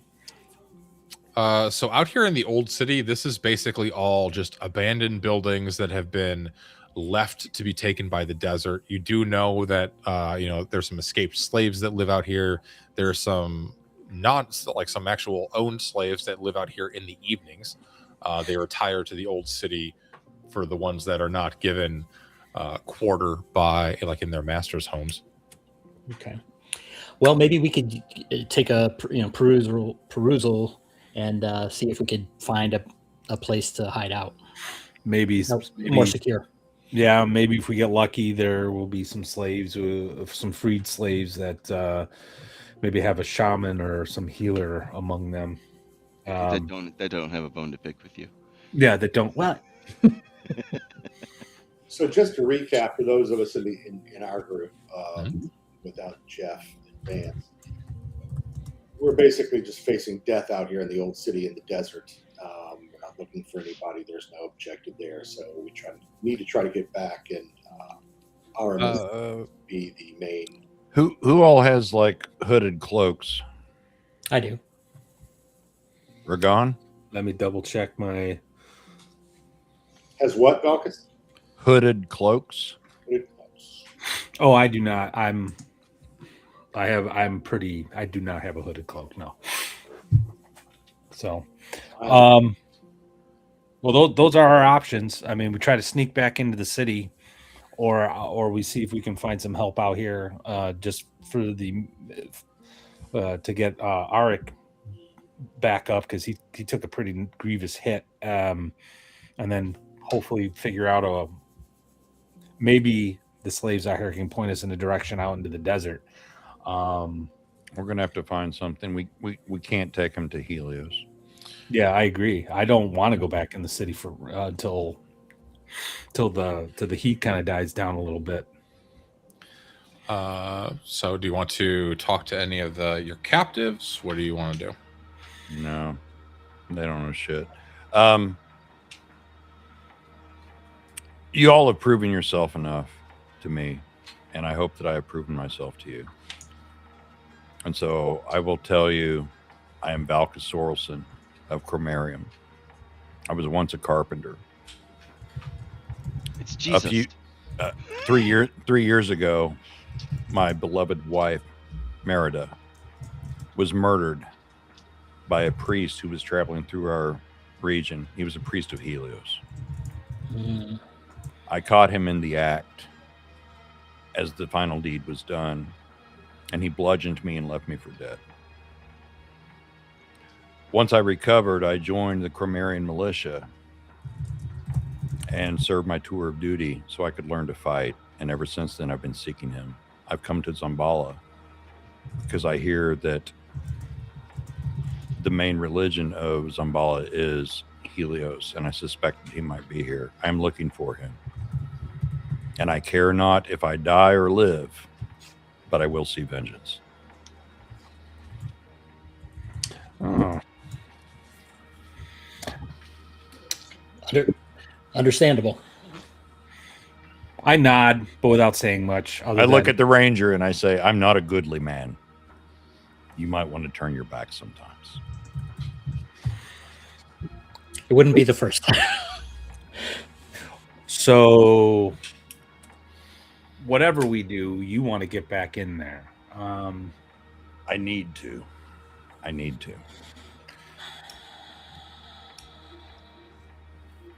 While you guys are discussing this, you start to hear a strange, uncharacteristic for this area voice of childlike innocence skipping along saying, dead rat, kicking along the dead rat. I sigh deeply. I'm going to poke my head out through one of the windows. Yeah. Yeah, you're looking along. You look around, looking for the source of that voice, and you see a familiar-looking kid. Two of them, in fact, kind of kicking a dead rat back and forth across the sand as they are meandering through the old city. All right. Yeah, we really need to upgrade those kids to a sheep's bladder or something like that. I'll if you'll excuse me. Some of my employees are here, and then I'm gonna cautiously open the door to the church, this church chapel, Yeah. and I'm gonna whistle to them, and then They hear the whistle and look up and go, "Hey, we're gone!" And they start charging over. And then Darlodak and Bercy, you guys see the two kids just go flying off down towards the west a little bit. Okay, they can get the rest of their allowance from him. So they come running up. Darrell's like, "Hey, we found you! Yeah, more gold for us!" And they give each other a little high five. Can Bozeman and me and Cam see any of this? Oh yeah, like he's right at the door. What the fuck is all this? I hired some street urchins when we first arrived. They've been quite useful. We've been upgraded to street thieves. Thank you very much. We got in the guild. Oh, you did? Oh, very good. Oh, you've Sure got did. Newest members. They even gave us these cool daggers. Oh, very good. Perhaps I look towards Valkus. Your new affiliation, Darrell and Larry, might be able to assist us in getting back into the city. You want to go back? You're going to Well, trust these kids? They just said they're in the Thieves Guild. You think they're not? You're paying for your own spies? That's what you're doing? You notice one of them elbows the other and says, "Oh, yeah. Yeah, we can take you back." Yeah, for 2,500 gold piece reward, which we don't know about. I can't say that. Yeah. Quickly folding. Well, we need actually healing. Do you know anybody out here that can help our friend here immediately? I know there's freed slaves out here camping out here in the desert. There's an oasis to the east. It's a settlement of slaves that have kind of made their living there. They've all abandoned Xambaala. About 2 miles to the east. I don't know if they would have healing though. We could maybe lay low there for a while. I like it. Let's do it. The other option, it kind of trails off. All right, that's the option. Well, what's the other option? The mad sorcerer to the south in the canyon. Oh no, we'll deal with that later. Okay. All right. But yeah, no, we can bring you to the oasis. It's not that far away. What do you guys think? How far behind them are we? Oh, you guys have caught up by now. You're about 40 feet back. You can hear it. I think, Ragon, you know these kids better than I do, but I think you're paying for your own spies. And obviously you've been teaching them well, and if you have taught them too well, then we may be risking everything. I think you need to consider, but I will follow your lead. Same. Well, I'm looking at it this way. We don't have much of a choice. We're kind of stuck between a rock and a hard place. So it's either we go with the devil we know. I mean, I'm fine and you are.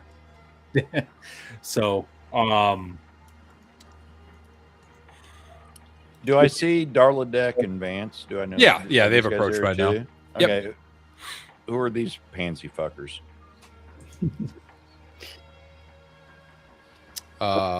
Bozeman, how do you respond to that? Companions, I believe, when last we saw them. And what do they do? Drink tea? Other than stink of cheese and expensive cured meats. And too much Come on, we're erudite, knowledgeable men of So I Fucking walk scholars. up and I'm like, my companions, what trouble have you started? Sup, yo? Siegfried and Roy. You know, would you like to come back to town with me? And Vance, what's your character's name? Bercy. I didn't Bercy. put it on my- Yeah. Brucey and I would certainly pay for your healing. I glance over at Cam and I say, or Eric, and I say, I never thought a Moore would be hanging out with people like this. Oh, That's not- and I pull out the wanted poster and kind of go, Okay, so how good is the depiction of me? The depiction of you is on a scale of 1 to 6. Yeah. It's a 2 out of 6. You think you could probably get away with being Who's like, no, this that's guy?" not me. That's my brother. Yeah, especially if I'm wearing a hood, right? Okay. Yeah. I'm fine with it. he doesn't look anything like that. The one They for Ark got the is scar spot on the though. left side. Yeah. The beard's all wrong. Yeah. He's too pale. Like, yeah. actually, you look at the You one got for the Ark. twirly mustache, like. You look at the one for Arik and you realize, like, you look much closer now that you're kind of in the sunlight outside. You're like, oh, it actually says Arik the Ranger on the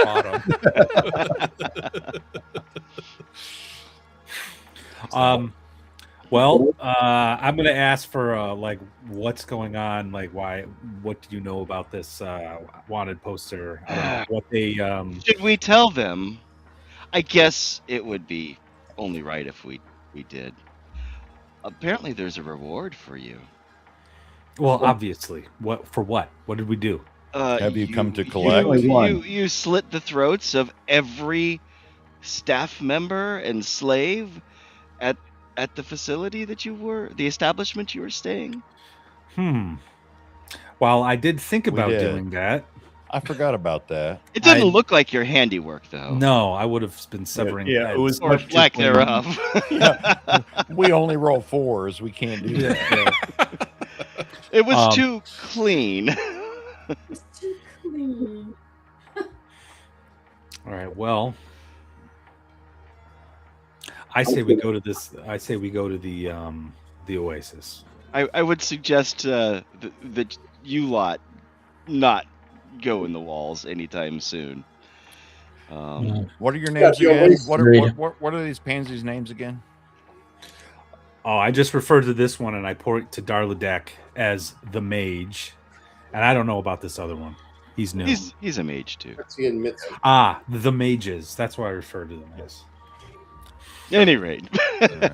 we Darla were having Deck such a versus- blast last night, wagering on who would survive. I lost at first, but then I came out ahead. Anyway, You do look in and you wait, realize whoa. there's You 3 are slaves in betting- the room. You are There's what? betting on the suffering and death of people It's completely legal. Like I said, Skeksis, man. Legality has nothing to do with morality. That's despicable. Any rate, Anyone who has never faced death nor suffering would wager on such a thing. Are you sure about that? Are you sure about Life that? is cheap out here. It seems you need some life experience. I did I seem to recall saving a couple of people's asses. Yes. Kind of. Yeah, he's quite deaf with a spear. I say through gritted teeth. Any rate, you owe me 2 gold, by the way. For what? Kitten cat. Meanwhile, they've been That was a sitting out there contract. That's a with their hands contract up between the two of them. this whole Between time. you two. Oh, I Then they work for me today. fair enough. We work for whoever pays us the most, but we're still getting paid. We're wasting time. What are we going to do? I say we go to the I Oasis. take out because I do owe them. I do owe them 2 additional gold because we found you. I say we go to the Oasis and allow Arik at the very least some time to heal if they don't have a healer and we're away from the city. And we may be able to get some more information about the stuff that's outside in the desert. Remember, there is treasure out there. There's like a tower, and that's really where I want to go. But there's other stuff out here, so ruins and all that stuff. So maybe we can kind of maybe gain a little knowledge, a little power. And I look at Vulcus, a little like magical power to help revenge. Okay, so maybe. Let's put a pin. Let's put a pin in the revenge. Obviously, I can't do this by myself, and if you would have me, I would help you as well. Absolutely. I'll join you. That being said, I will not discuss anything further in front of these children because I don't believe they're working solely for you, Ragon. Oh, like I said, we're not working for Ragon today. We're working for Darligdak today. Like I said, I'm damned if I do. I'm damned if I don't. So Hey, I understand, but perhaps a conversation when they're not around.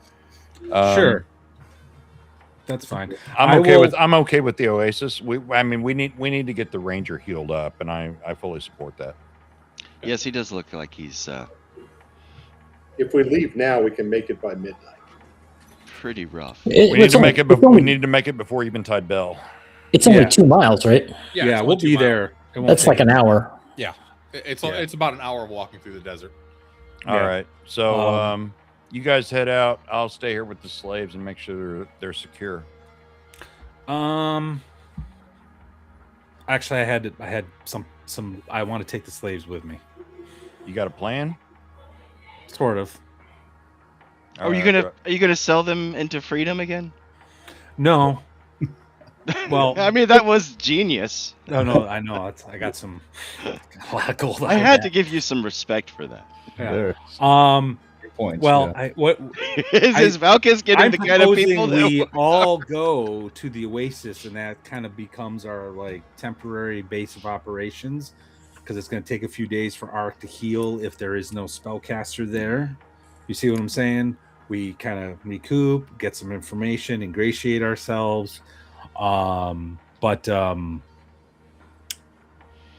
if anything needs to be gotten from town, I suppose that the children and the 2 mages will be able to Ages. sneak in and out. Yeah. Cam? One good night of rest might do me. Okay. Dan, are there any stables anywhere? Anywhere where we might hear? There were stables in the Caravanserai where you stayed for the night. You should have taken the horses. Well, Really good too little, too late, Dan. Or camels or whatever. We were skedaddling out the basement, but You were. But you do have people that could go possibly procure one for you. who would that be? You got 2 kids that are street urchins. I'd just as soon kill both. And of 2 them. mages that don't have You any. you have a mage that could go buy it. Yeah. You gotta Those give them those- a credit card or what? For a small Well, Some, of look, course. Bozeman, if you are that hard up on for a horse and want to go buy one, by all means, risk walking through the gates. After what we just heard, though, I don't think it's a good idea. I think we need to just suck it up and head out into the desert towards this oasis. However, depiction I or need- not, It the was fact that I mean, Ragan, I'll So, gladly I'll take you and desert turn you first in if you'd place, like. leave the water and go down the because we Yeah. had to leave where Aramis was, but we're going to have to go back and confront here pretty soon. I think Ragan is We need to right. make a big More or not, that's going to stand out. There aren't that many Moors in Xambaala. So, but I do think I need to take care of those the slaves in the chapel, and I heft my axe. And I was start going to heading take into it. care of them too. I was waiting for you guys to leave. Oh, Oh, a bonding moment. Aww. we could do it together. The one that turned me in. Well, the one that got back. I double crossed him, and then he double crossed That one me. looks I familiar. that's I the one. recognize him. He's the one I wanted to. I want to sever his head. You can do. We whatever should be you want with the discussing other this two. in front of them, but Ragan, I don't know what your plans are, but I see them purely as dead weight now. No, I agree. No, I was going to get rid of him. Yeah. So And I just didn't want Eric. And the who is the Ranger one to see. facing death Yeah. these days? Apparently them. So, and then I will, yeah, well, we'll get rid of those, finish off those, slaves, and I guess start Okay. heading east towards the oasis. All right. Now- Of the three, which one do you knock off first? The one that you already beat the hell out of, the one that has no tongue, or the one that you hadn't even really talked to at all? I'm gonna slit the throat with my dagger of the one. If Cam's not in the room, I would like him to maybe go outside and Okay. start leading people away. All right. And it's me and Ragan in there, and I will slit the throat of. I'll slit the throat. I'll give him the option because that's the guy that he turned in. That's the one he owes the most to. So I'll slit the throat of the guy whose tongue is missing. Okay. Oh yeah, I don't even stop. I don't even wait for Arik. I just walk right in, and I cut the head off of the one that. I just not use the the crap dagger and out of I it. just slit throats. Let's open the All right. carotid artery. You, And you then- do the first two. The last one's eyes get as big as dinner plates, and he's like, Don't give a shit. I All do right. it anyway. He dead. All right. And then Bye. And then, yeah, no, I think, yeah, we'll head towards the oasis now. Okay. You guys I head follow Ragan and I have his back. All right. You guys head towards the oasis, making your way out into the desert. The two younglings, Darrell and Larry, are leading you away. They're telling you about it. They're saying it's a small camp for escaped slaves and people that are trying to be forgotten. And there's some tracks that lead the way out into the east. What do you got, Cam? Dan, are there any features in the desert, or just like a flat, just open desert? Are there mountains in the distance or anything? Or There's hills? mountains in the distance, but so down to the south, there's a big ridgy, canyony cliff line. Okay. To the north, you can see a little bit of a savanna towards the ocean, but that's several miles to the north. And then to the east and south, it's just rolling dunes of sand. Okay, I'll just make note of any kind of markers I can in case, if I have to navigate on my own, Okay. or the party. I assume that Ragan and I are lagging just a tad behind. the Yeah, a rest of the group. little bit out of earshot if you want. Okay, so I kind of, as we're walking together, I kind of talk to him like, you stayed in the penthouse? I did. I Yeah. thought it was a place to relax and reward myself for my ability to make an excursion that went south profitable. I felt I earned it. Yeah. I carry myself with a slightly regal air, back straight, and You don't say. Yeah. I'm, I had a companion. before I came to Xambaala, or when I came to Xambaala, actually. He won some money at the arena, quite a bit. He booked a room at that penthouse. He never returned either. I've noticed, I've been watching for a while. Anyone who stays in that penthouse suite never comes downstairs at dawn bell. Yes. I don't know where Goliath is. I did find tracks and I followed them out into the desert, but a sandstorm a few miles southeast of the city forced me to turn back, and I never could find him. Well, I would not be surprised if there is some kind of altar for sacrifice somewhere out there. I must be honest. I came to this city, and I'm learning a lot about it every day. To be honest, between the Temple of Helios, this murderous priest who I'm seeking, and these things that murder people in the streets by night, I think that perhaps Helios is, or the Temple of Helios, this priest is behind it all. Because what better way to turn people to the sun than to cause them to dread the darkness? I nod and I with like admiration. I'm like, that's actually a really good idea. But I say, yeah, that might actually be that your instincts may be correct. However, our more immediate problems is that we are running out of allies. We're running out of any potential allies. I was hoping to ally with Aramis. That's not going to happen now that we've been framed. The Church of Helios is right out. Now that you've joined the party, and out of all due respect, I would certainly not betray your trust in that regard. But then I kind of point to the kids who are leading the way. The Thieves Guild may be our only option. Perhaps we see what's going on at this oasis and maybe offer to set up some sort of treasure hunting, smuggling operation with the guild. Maybe even use the kids as runners for us.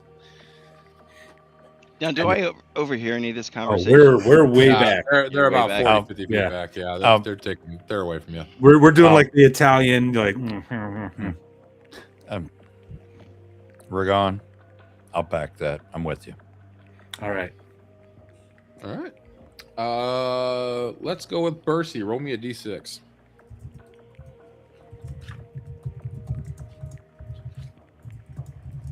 Three. All right. No encounters on your way to the oasis. So, Well, that's good. yeah. So you approach the oasis. The kids were able to lead you there pretty reliably. There were many tracks kind of leading here. There's a number of just tall, dirty palm trees kind of gathered around this really fetid looking pool of sludgy water. There's a few ramshackle huts, maybe 10 or 11 kind of scattered around. You can see some Eskimo Ixian slaves. You can see a few folk of different ancestry that are, rather dirty and forgotten and just trying to, keep a low profile. And as you approach, an Eskimo woman approaches you. She's in like brown robes, kind of huddled around herself. She's got this like staff that she's leaning on as she kind of gimp walks towards you, limping along. Very old, decrepit woman. And she says, "More outsiders? What? We have nothing to give you." I assume I was kind of at the front with this. Yeah, you're a ranger, kind of leading the way.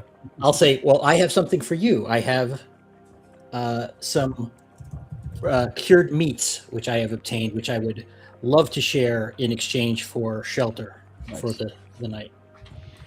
If you want shelter for the night, I'll take your meat, but you will have to slay that great armored worm that plagues our home. And with that, we'll come back next week. Huh. You tell. Dun dun dun. I feel like So we must I'm- walk without every rhythm. step forward, I get 2 steps back with my plans here in the city. Like pissing in the wind, man. Okay, so You took el- notes, right? 1100 XP each Nice. Oh, whoa! for Nice. problem solving, for revealing the source, or at least one of the sources of Aramis' slave trade, for killing the fire beetles, for murdering a whole bunch of slaves, and for escaping the city without getting caught by the guards. You forgot finding the oasis. Oh yeah, and getting to the oasis. So. Swimming wine and cheese. Some of us. Yep. So I'll just say to the mages who spent the time dining and betting, you're welcome. Oh, we This is going to be my regular theme. yeah. Like, I'm the guy who's been getting stuff done. So, Yes. It's not true. And That's what I think. okay. I do think that's enough for at least some of you to probably hit level 2. So I think so. Yeah, I'm gonna have Yeah. to you know, take a don't have to do that right now. Casters, which is just Ragan, will get to pick a new spell. You guys will be able to roll your hit die and add your Constitution modifier, and yeah.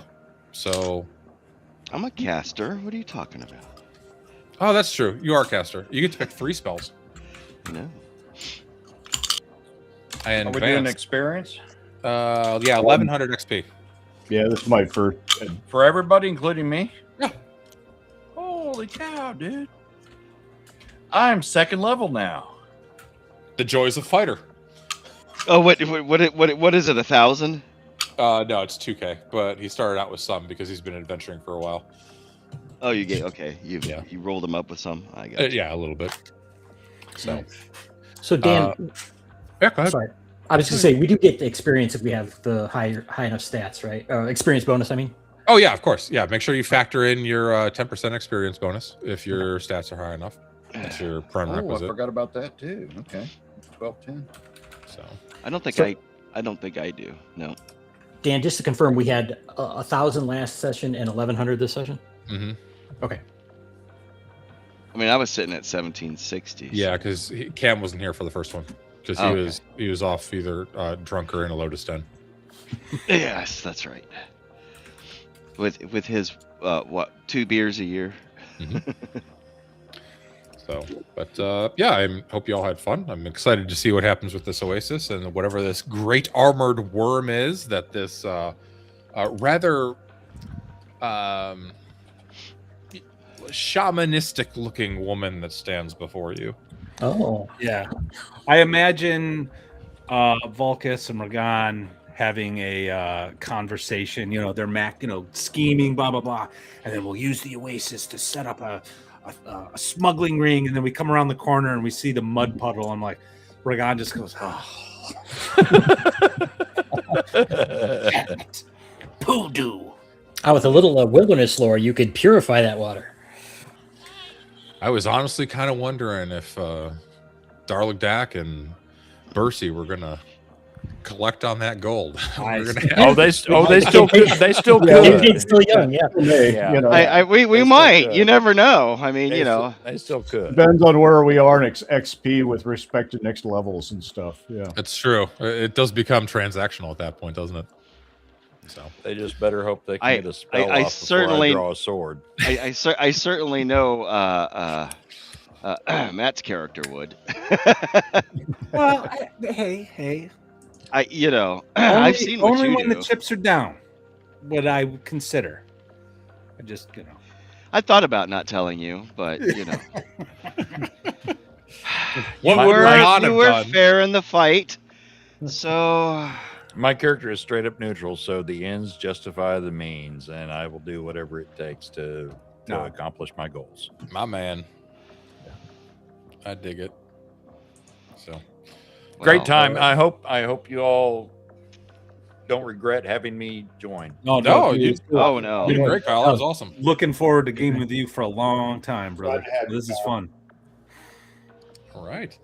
All right, we good there, Dan? Mike is being very, very quiet. Yes. We are good, Mike. So just make sure you guys get your XP, roll your hit dice if you leveled up, and pick your spells, all that sorts of fun stuff. But yeah, it was fun. I am good to go next week after North Texas. I'm assuming you all are too. Yeah, some of us will be coming Yes. back Sunday, heading home and all that, but we should be good for Monday night, right? Everybody fine? Should be, yeah. I might Should be a be little fine. on the tired side, but no big Yeah, deal. probably for a couple of days. Oh, it'll just be easy fixins for the armored worm. Sounds good. All right. Armored worm. All right, well, we'll see you guys next week. And look for the posts on X and on YouTube and maybe other places too with a reminder about 7 o'clock Central session. This will be session 4 coming up already. Yep. Our little band of heroes is growing. Heroes. Keep using Heroes the word. loosely. I don't think it I'm not means a what you hero. think it means. Yeah. Were you listening? Because I don't think this group is that heroic. We're Better described as mercenaries and miscreants. We're pragmatists is what we are. Well, good night, everybody. Y'all have fun. Thanks. Take it easy, y'all. We'll see you next week. You well. Thanks.